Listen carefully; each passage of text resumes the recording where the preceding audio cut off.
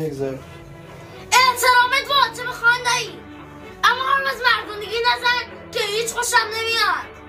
کی واسه من خط دین خود مردونگی رو کرده تا من واسه شخروار رو کنم؟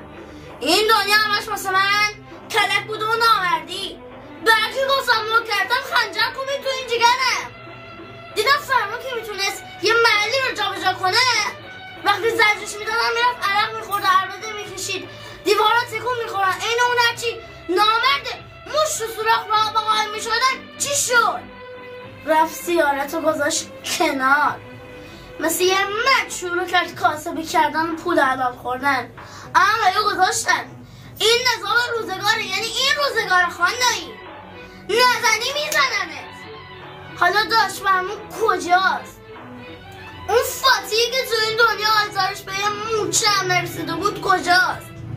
همه دلخوشش ما بودیم، همه سرگرمش و رادیو، الهی نور به قبرشون بباره. چقدر شبای مارنزون من و داشتمون راه میافتادیم و میرفتیم، هرچی اون کاسبی کرده بود برای فقیر فقرا سحری میخرد و پول افطارشون رو میداد. حالا چی شد؟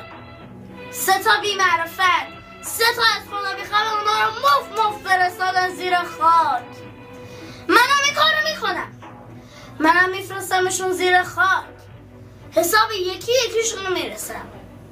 تو نمره رو پام افتاده بود، نمیدونی چه التماسی میکرد؟ نه چشاش داشت از کاسه در میومد. خاندایی میفهمی؟ چشاش داشت از کاسه در میومد. اونا هم وادار به التماس میکنن، حساب یکی یکیشون رو میرسن. براتون نیاد، شما دیگه برای خودتون عمرتون رو کردین.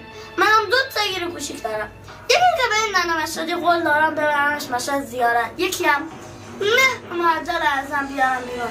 فقط همین خیال میکنی کسی برای مردن ما ناراحت میشه؟ نه 3 دفعه که سر اون دیوار آفتاب بیفته و 3 دفعه که از اون اقرا بگن همه یادشون میره ما چی بودیم و با چی مردیم. دیگه کسی تو این دور زمونه حوصله داستان گوش کردن نره.